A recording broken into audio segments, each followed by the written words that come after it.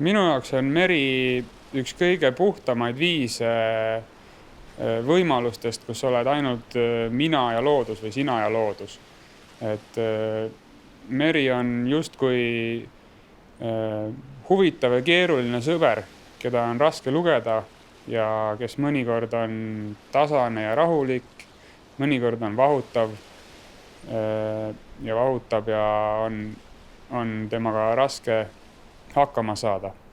See teeb temast väga huvitava ja nii-öelda hea ja iseloomuga kaaslase, kes eri maailma paikades on väga erinev ja seetõttu ka minule sportlasena esitab suure väljakutse, et teda lugeda ja temaga hakkama saada. See on väga huvitav minu jaoks ja võib-olla ka see, mis mere juures mind kõige enam paelub.